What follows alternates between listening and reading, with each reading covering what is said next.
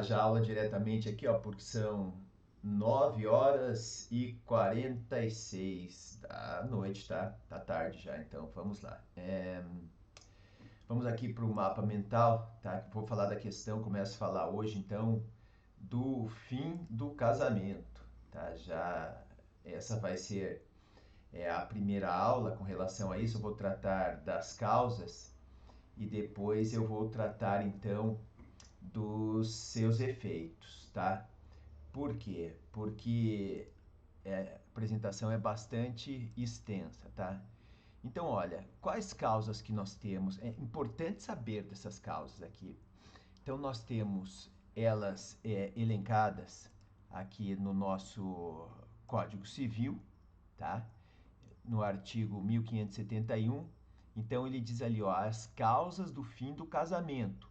Então, a sociedade conjugal termina pela morte de um dos cônjuges. Eu vou tratar de cada um desses assuntos aqui: pela nulidade ou anulação do casamento, pela separação judicial, pelo divórcio, tá? Então, essas são as causas do fim do casamento. Então, começando pela comum aqui, referente à morte de um dos cônjuges. Não, veja, eu não vou tratar da questão relacionada nesse momento à sucessão familiar. Eu vou falar isso daí mais lá para frente, tá bom? Da questão da sucessão. Vou tratar agora especificamente da questão relacionada ao direito de família. Então, aqui do fim do casamento ocasionado pela morte de um dos cônjuges.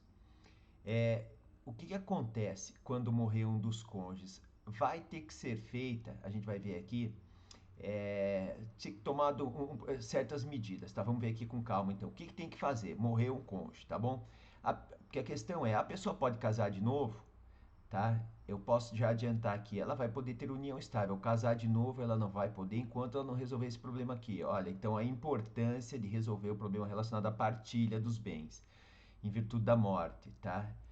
A gente vai ver aqui também que tem com relação ao divórcio, mas vamos começar aqui por a questão da morte. Então, é obrigatório o regime da separação de bens. Essa separação de bens aqui, a meu ver, que ele se refere, o legislador, é a separação alegal, tá? Aquela que decorre da lei, que a gente já passou por ela em alguma aula aí anterior, tá? Então, diz aqui, ó, é obrigatório o regime da separação de bens do casamento das pessoas que o contraírem com inobservância das causas suspensivas da celebração do casamento. Então, quais são as causas suspensivas? São essas que eu estou numerando aqui, ó.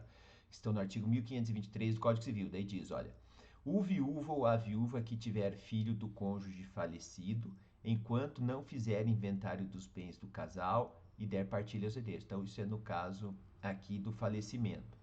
Então, o que acontece?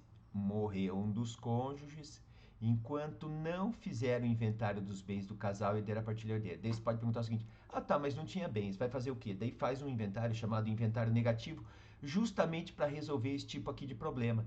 Daí faz um inventário negativo e depois casa. Pronto, mas evita essa causa aqui suspensiva. Daí pode escolher o regime que quiser ali para casar. Porque se não fizer isso, qual vai ser o regime aqui? O regime legal, obrigatório de bens, tá? O que é obrigatório? É a separação desses bens que é determinada pela própria lei, tá? Diz o inciso segundo, a viúva ou a mulher cujo casamento se desfez, então no nosso caso é da viúva, tá? Mas já fica aqui, ó, cujo casamento se desfez por ser nulo ou ter sido anulado. A gente já vai ver a causa da questão de nulidade que ele está mencionando aqui. Até 10 meses depois do começo da viuvez ou da dissolução da sociedade conjugal, tá? Então, o que nos interessa aqui nesse momento é saber resolver esse tipo de problema aqui, tá? Enquanto ela não fizer inventário dos bens, no caso da morte de um dos cônjuges, ela não vai poder casar. Ela pode ter uma união estável e o que aconteceria? Ela não pode casar sob o regime da comunhão parcial de bens, da comunhão universal. E o que seria adotado? O regime da separação obrigatória de bens. Se ela quiser isso, então ela casa dessa forma e não faz o inventário. Mas como eu disse, para resolver esse tipo de problema, faz um inventário negativo e está resolvido, tá? Já vou falar aqui para frente da questão do casamento nulo anulável, tá? Dele ter sido nulo ou anulado. E é o seguinte, diz o artigo 1581. Agora, olha, esse da morte, então a gente já viu o problema que poderia ter é esse daqui, tá? Para ser resolvido. Agora, vou ver com vocês aqui, deixa eu voltar para o mapa mental. Aqui, ó, do divórcio, tá?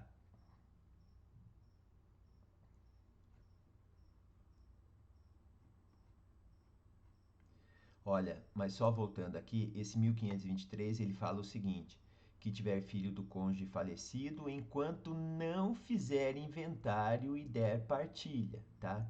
Enquanto se ele tiver filho do falecido, se não tiver filho do cônjuge falecido, né, não existe aí esse impedimento para ele casar. Aqui o inciso ele é claro. Quando tem filho do falecido, se não tem, pode ir lá e casar novamente, tá? No caso de falecimento, a gente vai ver que é diferente para a questão aqui do divórcio, tá bom? Tá? Então guarda isso no caso de falecimento. Então essa aqui são essas duas exceções que nós temos que tem que ser respeitadas, porque senão o regime vai ser aqui o obrigatório de bens, tá bom? Do divórcio aqui, vamos tratar então. O que diz o artigo 1581 do Código Civil? O divórcio pode ser concedido sem que haja prévia partilha de bens. Então, o que é importante saber? A pessoa pode ir lá realizar o divórcio, tá bom? E a partilha deixar para depois. É isso que é importante saber. Ah, a questão dos bens, estão discutindo como é que vai ficar a questão dos bens, deixa para depois. Não é necessário que seja feita, não é necessário que seja feita a partilha dos bens para que ocorra o divórcio, tá? Então, são duas, vamos entender assim, são duas coisas separadas. Uma questão que não quer mais viver com o outro é uma coisa. Depois dos bens vão resolver, tá? Isso que precisa ser entendido. Aqui diz o artigo 1582 do Código Civil, o pedido de divórcio somente competirá aos cônjuges, tá? Não pode chegar um filho e dizer, eu quero que meu pai e minha mãe se divorciem, não dá, né? Então, quem tem legitimidade para pedir o divórcio é o casal. Diz o parágrafo único, se o cônjuge for incapaz para propor a ação de divórcio ou defender-se, poderá fazê-lo o curador, diz aqui quem tem legitimidade para fazer isso, o curador, um ascendente, ou então o irmão, tá? Aqui, ó, poderá também, a outra questão que eu mencionei, esse pedido de divórcio poderá ser feito por procurador, com poderes especiais recebidos através de escritura pública. Então, quer fazer, eu já vou falar daqui a pouco sobre o divórcio extrajudicial, pode fazer com o procurador, o casal não quer se ver, então dá a procuração lá para o advogado, com poderes especiais, e sendo uma procuração por escritura pública, ele vai lá e resolve, pronto, essa questão do divórcio. Não precisa comparecer lá no registro civil, o casal, tá? Pode ser através de procuração, é o que diz essa resolução número 35 do CNJ. O artigo 1523, ele diz aqui, ó, não devem casar, tá? Eu falei da questão da morte, agora o 1523 fala o seguinte, não devem casar, tal, daí diz, o divorciado, tá? Muda a situação, lá era morte, aqui não é mais morte. O divorciado, enquanto não houver sido homologada ou decidida a partilha dos bens, tá?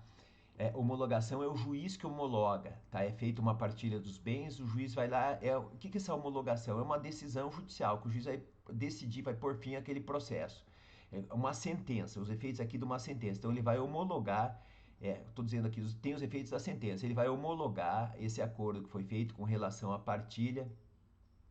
E se não houver acordo, ele vai decidir, vai ser feito esse aqui para esse aqui para esse, ele decide, tá? Então, o que acontece? O que é importante saber? Enquanto não for feita esta partilha, no caso de divórcio, o que vai acontecer se a pessoa, ela pode ter uma união estável, mesma situação que eu disse lá do caso do falecimento, ela pode ter uma união estável. Mas o que acontece? Se ela vier ali a casar, tá, civilmente, o que aconteceria? O regime vai ser obrigatório, então, da separação de bens. Tá? Não vai haver, não se aplica o regime legal da comunhão parcial de bens, por quê? Porque não foi feita a partilha dos bens do casal aqui. Ah, tá, mas e se não, veja só, houve o divórcio, mesma situação anterior lá. Houve o divórcio, mas não foi feita a partilha de bens porque não tem bens para serem partilhados. Pronto, mas isso daí coloca na escritura que não tem bens para serem partilhados ou na ação, pronto, acabou. Então, se não existem bens para serem partilhados, é diferente, né? Daí vai poder casar, não tem problema. Agora, se houver bens para serem partilhados que não foram partilhados, daí o que vai acontecer? Daí se aplica essa situação aqui, ó, é obrigatório o regime da separação de bens no casamento, e daí diz o inciso primeiro, tá? Lá os incisos eram diferentes do Código Civil, diz aqui, ó, das pessoas que o contraírem com inobservância das causas suspensivas da celebração do casamento. Então, essa aqui, no 1523, inciso terceiro, é uma causa suspensiva. Então, o regime que fosse casar seria o de separação de bens, separação legal. O que é de um é um, o que é do outro é do outro, tá? Se quiser casar pelo regime da comunhão parcial, então faz a partilha ou demonstra que não tem bens. Então, soluciona assim esse problema. Agora eu vou tratar duas formas. O divórcio pode ser feito judicialmente, eu vou colocar como que ele é feito, e também extrajudicialmente, tá? Então vamos ver aqui judicialmente, tá? Então, ó, divórcio judicial, depois a gente vai ver aqui ele feito de uma maneira extrajudicial. Então, para vocês entenderem, judicial, tá? O que que acontece? Tá aqui, ó. Não se discute a culpa. Ah, porque me traiu, porque fez isso, para a questão do divórcio. Aguarda bem, daqui a pouco eu vou falar dos danos morais, se for o caso. Para determinadas situações.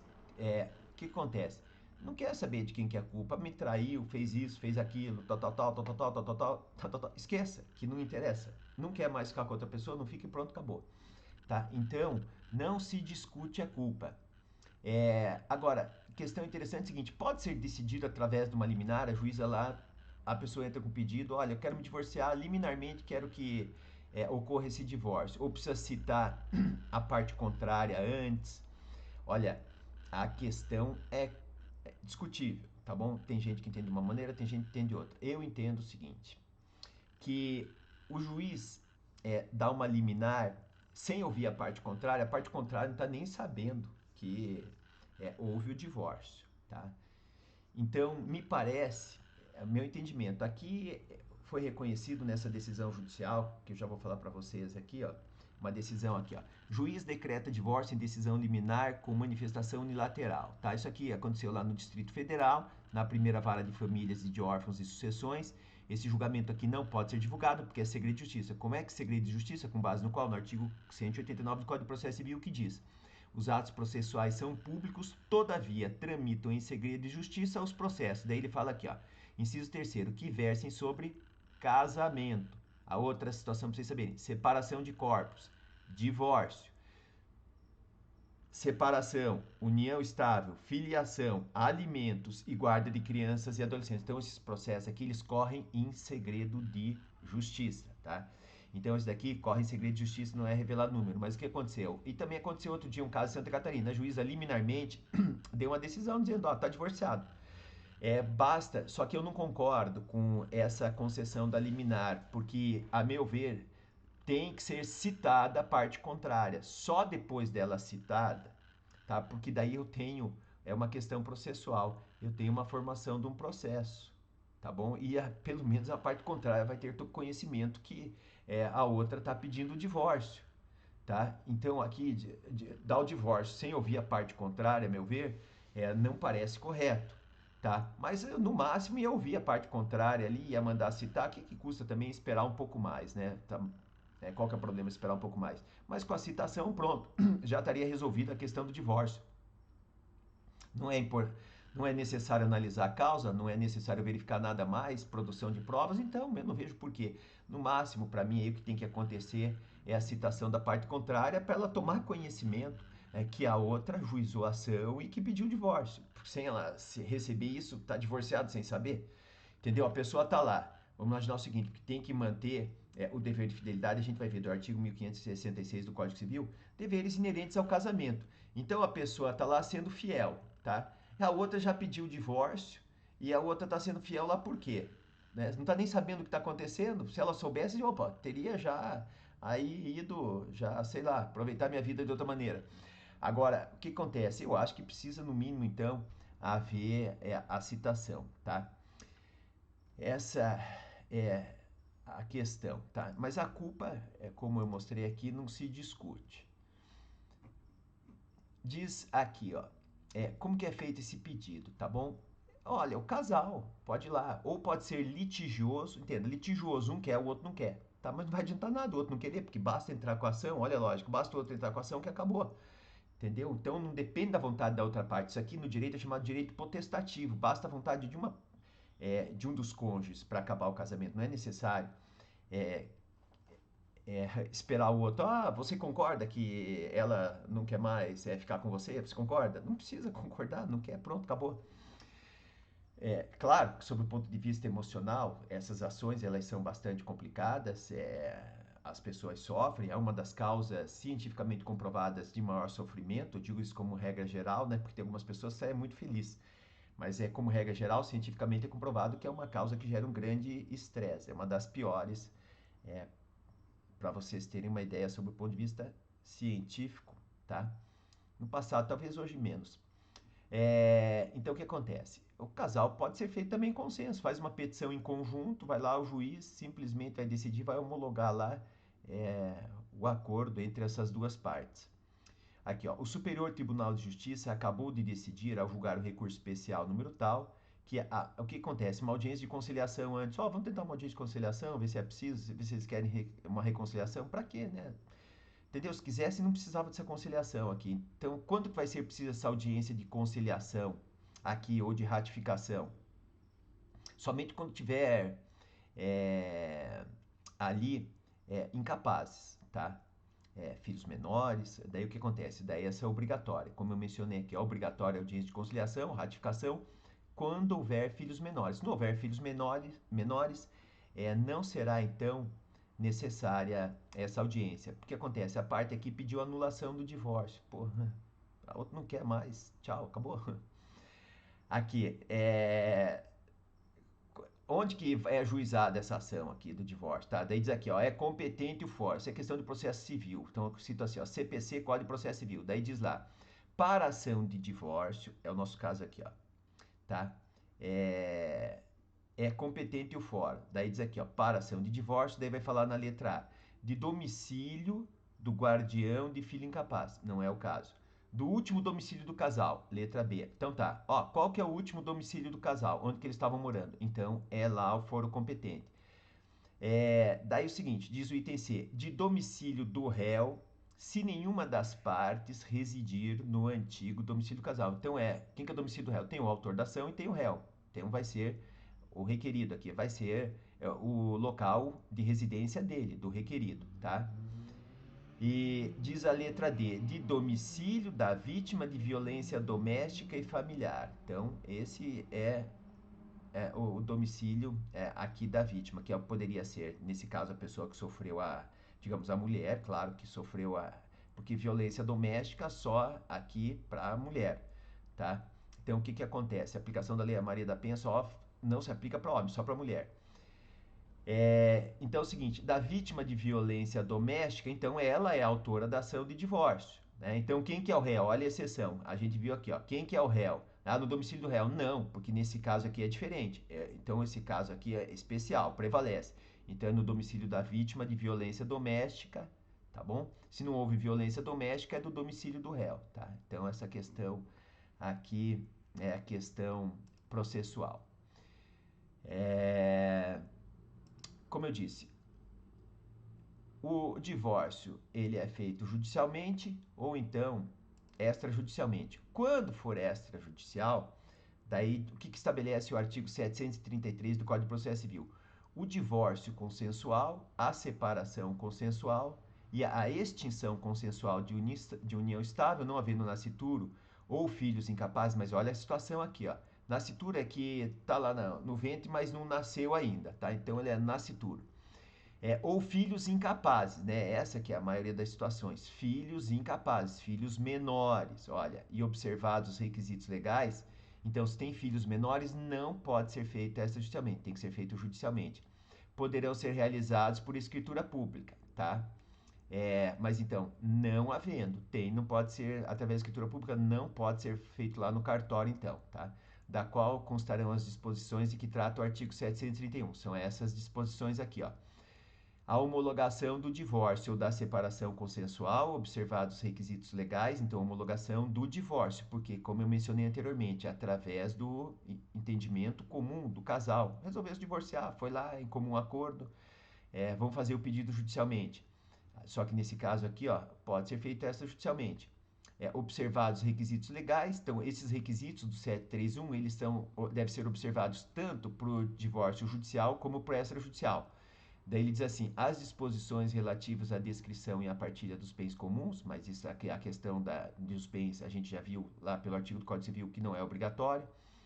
O que vai mencionar na ação de divórcio, a gente vai ver aqui também, no divórcio ou aqui na escritura. Já falar ali sobre a questão, vai ter que ter as disposições relativas à pensão alimentícia entre os cônjuges, tá? A gente já vai tratar dessa questão da pensão alimentícia, se é obrigado ou não pagar para o cônjuge. Na verdade, vou tratar na próxima aula, para o cônjuge e para os filhos. Vou tratar dessa questão separada, tá? Dos alimentos para o cônjuge e para os filhos. A gente vai ver na próxima aula, então, tá bom? O acordo relativo à guarda dos filhos incapazes, como é que vai ficar a guarda? Porque é maior, né? Perdeu o poder familiar até os 18 anos, até completar a maioridade. Então, relativo à guarda dos filhos incapazes. Ó, quem é que vai ficar com a guarda? A guarda vai ser compartilhada, então pode decidir aqui, ó, extrajudicialmente, bem como as visitas, tá? Vai ser resolvida essa questão das visitas, a guarda dos filhos incapazes e o regime de visitas. Tá? Já decide isso tudo quando? Extrajudicialmente, nessa escritura pública, judicialmente, na petição do divórcio. A ação de alimentos pode ser feita uma ação à parte, não tem problema. Para quem é mais rápido, vai ser feita uma ação à parte. O valor da contribuição para criar e educar os filhos, está aqui, né? Essa questão dos alimentos. Parágrafo único. Se os cônjuges não acordarem sobre a partilha de bens, far-se-á esta depois de homologado o divórcio, né? Como eu disse lá no início, Código Civil não tem nada a ver uma coisa com a outra, tá? Resolve primeiro o divórcio, depois vai resolver a questão da partilha dos bens, nas formas exercidas nos artigos 647 e 648. Então, é isso o que diz aqui, ó. Daí, o que diz essa escritura aqui, ó? Que a gente já está falando do procedimento extrajudicial, tá? Então, a escritura não depende de uma homologação judicial. O juiz não vai precisar homologar essa escritura aqui. Vai homologar só quando o acordo lá é judicial. E constitui título hábil para qualquer ato de registro. Então, vai pegar essa escritura, tem lá no registro de imóveis. O que acontece? Registro de imóveis. Ó, tem um imóvel que está em nome do casal. Então é o seguinte, agora eles estão divorciados. Então vai mandar a verbala naquele imóvel para provar que aquele imóvel não pertence mais ao casal, porque poderia ter uma penhora, por causa de um dos cônjuges sendo devedor, daí atingir o bem do casal. Olha, problemas que acontecem. Para evitar esse tipo de problema, faz lá a verbação. Ah, ele era empresário lá na sociedade, que era uma limitada, ele consta como sócio, diz fulano de tal, tal, tal, tal. Casado sob o regime da comunhão parcial de bens.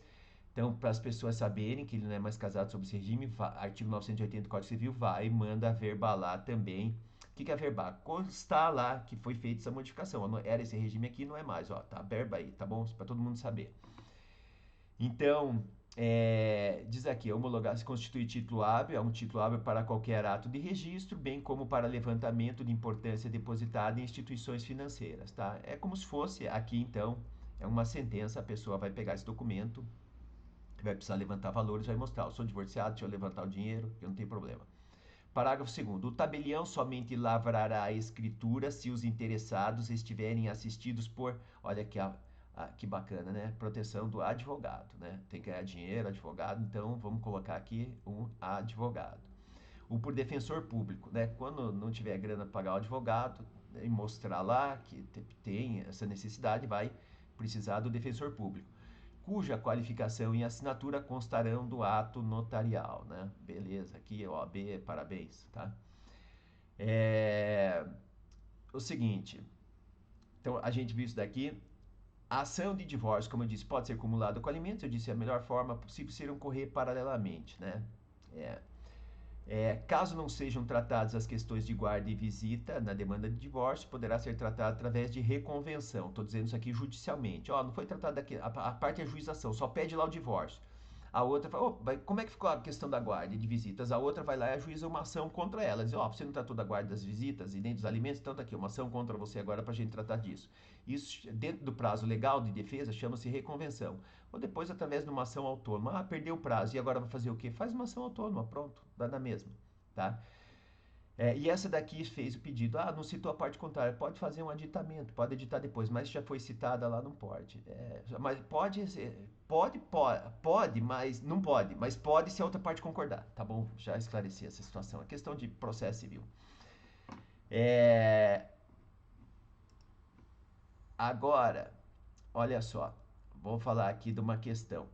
Mas ele me traiu, tá bom? Ele me traiu, e agora? A pessoa pode pedir danos morais? Olha, essa questão ela é discutível, tá bom?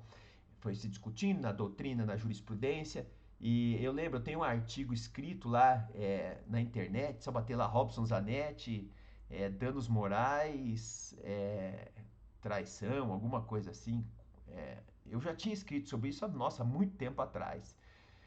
Acho que faz uns 10 anos. Meu entendimento foi que era cabível danos morais. Era e é cabível danos morais. E eu digo só, não só no casamento. Num próprio namoro, num próprio noivado, eu entendo que é cabível danos morais. Por quê? O dever de fidelidade é um dever inerente a qualquer relacionamento. Então, se as pessoas. Porque é um contrato. É um contrato, não é documentado, é um contrato informal. Nos casos aqui que eu estou mencionando, ninguém vai fazer um contrato de namoro. Até pode fazer, né, um contrato de namoro, mas eu estou dizendo o seguinte, que é muito mais flexível. Ninguém fica fazendo ordinariamente, comumente, aí um contrato de namoro. Agora, como eu digo, que é um dever inerente aí ao relacionamento, dever de fidelidade, se uma pessoa trair a outra, tá? E for comprovado isso, a meu ver, tanto no namoro, como no noivado, como no casamento, é cabível indenização por danos morais, tá? É diferente do fica, né? Fica não tem nada a ver. Ficou, não tem nenhum comprometimento. Agora, quando as pessoas têm um comprometimento e se houver uma traição, meu entendimento é que cabem danos morais. E o que aconteceu nesse julgamento aqui do STJ? Esse é o caso do casamento, fim do casamento, através do divórcio, aonde a parte lá foi condenada a pagar uma indenização de 30 mil reais, tá, para outra. Eu acho, tá, e qual o valor? Se o valor é justo, eu acho que dependendo do relacionamento, do tempo, poderia até ser um valor maior, tá? É meu entendimento. Tá, falei então das duas causas ali já, que estão enumeradas no Código Civil, que a gente viu no início, que são fim do casamento, pela morte, pelo divórcio. Agora, separação de corpos, eu vou falar que é uma questão bastante interessante, tá? Já vou distinguir aqui duas situações: separação de corpos e separação de fato. Tá? A gente vai ver. O que acontece? Já adianto, a separação de corpos, né? O que é a separação de corpos? Separar os corpos, as pessoas não ficarem mais juntas. Então, isso é separar os corpos. E separação de fato. Qual a diferença? Na separação de corpos, o pedido ele é feito judicialmente. Então, não pode ser feita uma separação de corpos extrajudicialmente, porque isso daí é separação de fato. Tá? A pessoa saiu, disse não voltou mais para casa, não vai mais voltar, pronto. Estão separados de fato, resolveram lá não ficar mais juntos, pronto, separaram de fatos. De fato, para não dizer que foi um abandono, foi uma separação de fato, a outra estava avisando, entraram em consenso, pronto, saiu de casa. Sem ação judicial nenhuma. Então, separação de fato. A outra é separação de corpos. Então, a gente vai tratar aqui da separação de corpos. Então, diz aqui o artigo 1562 do Código Civil. Antes de mover a ação de nulidade do casamento, a de anulação, a de separação judicial, a de divórcio direto, a de dissolução de união estável, poderá requerer a parte. Aqui que está a questão. Comprovando sua necessidade, tá bom? Ela vai comprovar. Olha a questão interessante aqui que eu já vou falar. Precisa comprovar a necessidade para separação de corpos? Já adianto. Eu entendo que não. A pessoa não quer mais ficar com a outra. Não quer mais ficar com a outra, vai precisar comprovar que não quer mais ficar com a outra? Acho um absurdo. Se para divorciar pode ser feito liminarmente, por que aqui precisa comprovar que está separando de corpos? Não concordo com esse dispositivo legal dizendo que existe a necessidade de comprovar que a pessoa não quer mais ficar com a outra. Acho absurdo essa exigência. A separação de corpos, que será concedida pelo juiz com possível brevidade, tá? É, vamos analisar aquela situação anterior, foi o divórcio, tá? O que o divórcio põe fim ao casamento. Olha o que é importante saber. A separação de corpos, ela não põe fim ao casamento. Tanto é que ela não está enumerada nas causas que eu mencionei anteriormente no Código Civil. Então é importante saber disso. Ela não põe fim ao casamento. O que, que ela vai pôr fim? Eu vou demonstrar para vocês aqui. Ela vai pôr fim aos deveres conjugais e ela vai pôr fim a, quando for o caso, do regime, ao regime de bens. E aí ela vai pôr fim, tá? Essas duas situações. Então, como eu mencionei aqui, ó, ela não dissolve o casamento, tá? Porém, ela põe fim aos deveres do casamento. Então, são deveres de ambos os cônjuges. Olha, na separação de corpos, poderia até ser possível você transformar ela depois num divórcio. Então, não vejo motivo. E o juiz dá uma liminar, sempre a pessoa precisa comprovar nada, tá bom? E na separação de corpos precisa provar. É uma coisa não tem lógica. Vou explicar para vocês. O direito tem essas coisas aí, sem lógicas. E depois, o pior é que tem alguns juízes, assim, que acabam entendendo? Amo a lei, eu amo a lei. Deixa eu ler ela aqui, literalmente. Ela fala assim: é um juiz ou outro que acaba interpretando a lei literalmente, tá? Mas não vendo a finalidade da legislação e a sua evolução, o que é lamentável. Então, diz aqui o 1566, olha, os deveres do casamento, tá bom? Casou, tem que ter esses deveres aqui. Daí diz o 1566, fidelidade recíproca. Ó, o que aconteceu quando a pessoa desrespeitou a fidelidade recíproca? Pum, indenização por danos morais. Vida em comum no domicílio conjugal. Já falei isso em aula anterior. Você tem que morar ou não no mesmo domicílio. Eu disse que quando não quisesse, faria um contrato de convivência, então. Tá? Caso contrário, para qualquer regime de bens, existe essa necessidade dessa vida em comum. Muita gente fala, o dever, na verdade, é de convivência, não é de coabitação. Convivência não se confunde com habitação. Convivência é as duas pessoas estarem juntos e tudo mais, cada um pode morar na sua casa, isso seria convivência, tá? E coabitação é estarem morando na mesma casa, exceto em situações excepcionais que não estariam. Por exemplo, quando eu citei naquela aula anterior, o exemplo, a pessoa, ele é um advogado, eu tinha até citado o caso, um advogado em São Paulo, a mulher dele uma promotora de justiça lá em Manaus, e daí o que acontece? Não tem jeito dos dois ficar juntos, porque ela passou num concurso estadual, e ela não pode ir para São Paulo, ele não pode ir de lá para lá. Então, cada um mora na sua casa. Tem uma situação excepcional que a própria lei admite esse tipo de situação. Então, mútua assistência, tá bom? Essa mútua assistência, a questão aqui é interessante. Essa mútua assistência, olha, por isso que eu falei, a separação de corpos, ela não põe fim ao casamento. Então tá, ela vai estar pondo fim ao quê?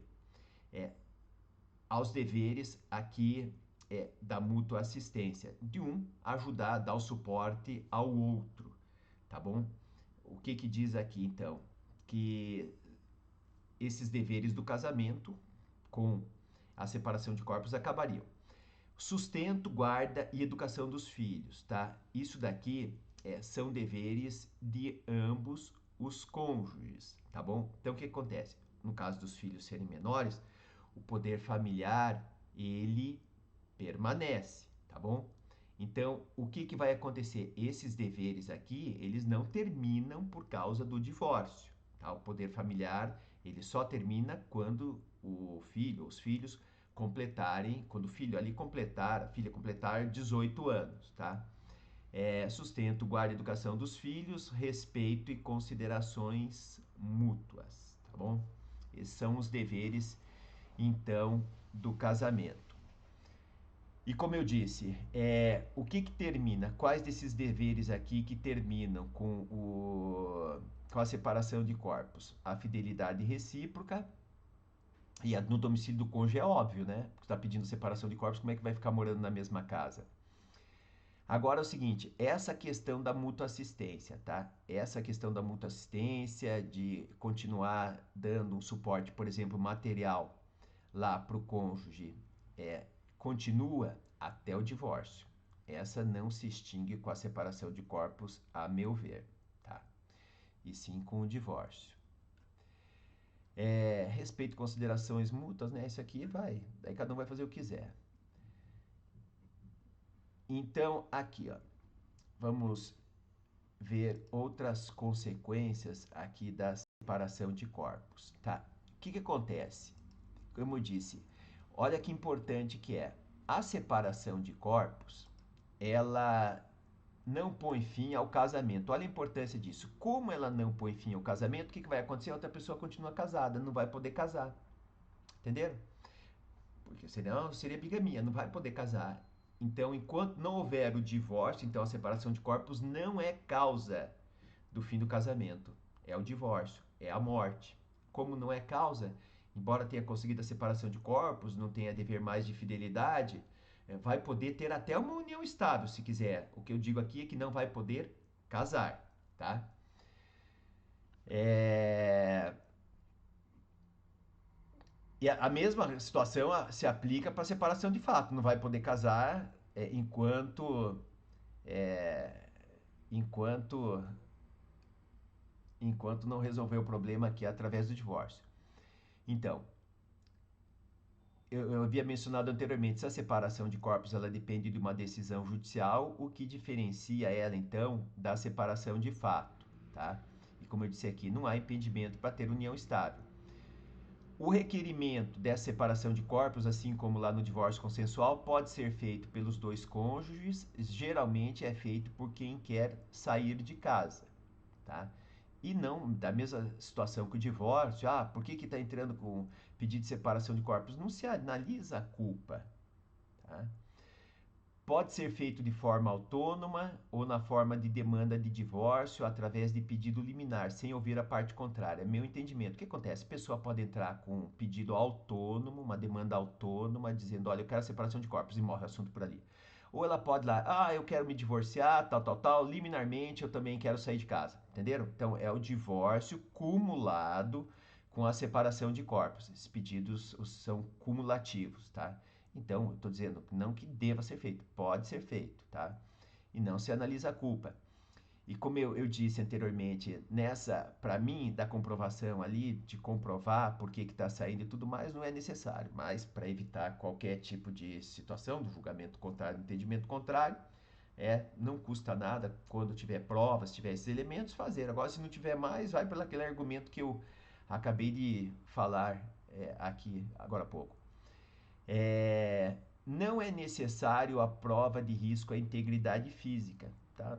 Não é preciso isso daí para conseguir a separação de corpos. Pedir a separação de corpos porque eu tenho que provar, a pessoa vai ter que provar porque ele quer me agredir, porque ele quer isso. Não, não precisa. Simplesmente sai e pronto, não é obrigado a ficar com a outra.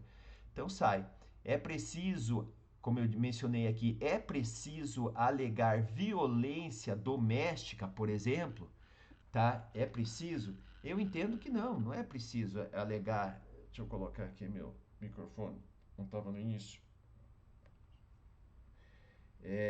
Então não precisa, a meu ver, tá? Alegar essa violência doméstica, não é necessário. É, é interessante que essa separação de corpos é uma situação híbrida, porque a pessoa não está divorciada e não está casada. Ela é casada, não é mais, tem a separação dos bens já, não tem os deveres do casamento, tá? Mas ela é divorciada, não é ainda. Então é uma situação fica no meio ali. É, se o casal, tá bom, entrou com a separação de corpos, agora o casal resolveu voltar. Até o que acontece, sob o ponto de vista prático, algumas pessoas acabam pedindo a separação de corpos para dar um tempo. Depois pode resolver voltar. Precisa casar de novo? Não. Por que não precisa casar de novo? Né? Vamos ver aqui que vocês entenderam. Não precisa casar de novo por quê? Porque não é causa de divórcio. Vai casar se não for divorciado?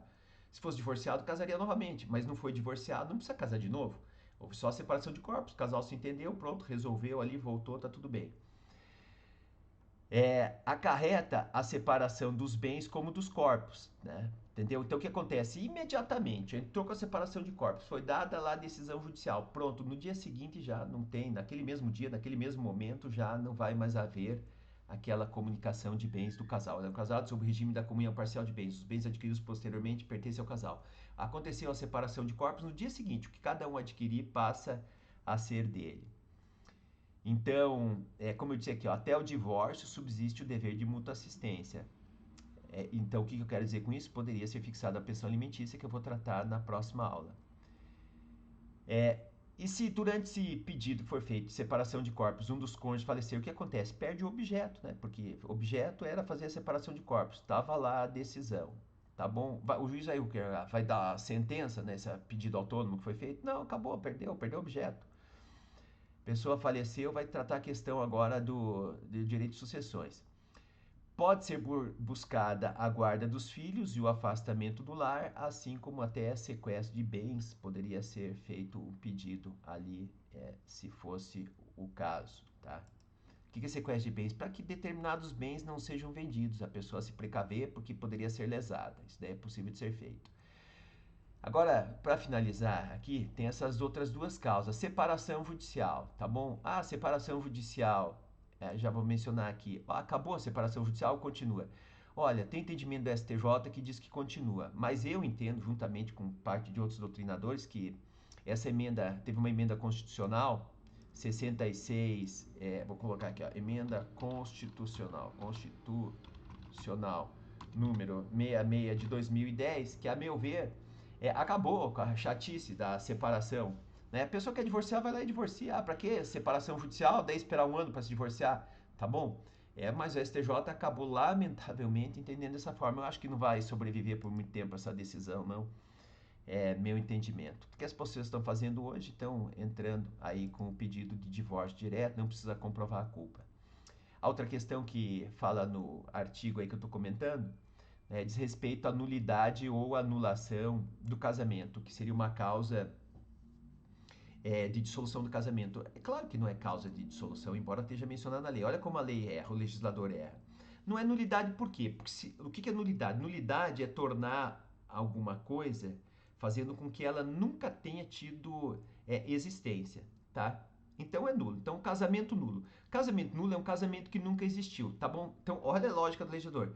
Olha só, nunca existiu água, nunca existiu, eu posso dizer assim, nunca existiu mar em Marte, tá bom?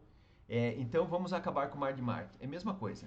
A lógica do legislador. Se nunca existiu o casamento, como é que você vai dissolver algo que nunca existiu? Tá? É essa lógica do nosso legislador comete esse tipo de coisa assim. Não é legislador, decisões judiciais assim que a gente acaba vendo também. Algumas coisas assim que não tem lógica nenhuma. Como esse caso aqui do legislador. Então, eu entendo que essa nulidade ou anulação do casamento, ela não é causa, tá bom? Isso aqui, quem que vê na prática? É muito difícil, tá? Então, não vou nem comentar mais isso, tá bom? Então, beleza? Espero que você tenha gostado da aula. Se tiver alguma dúvida, faz algum comentário. Pode fazer um comentário aí no privado, ou se quiser, comenta aí embaixo das mídias sociais, que você pode deixar que eu vou te responder, tá? Então, beleza? E eu te aguardo na próxima aula.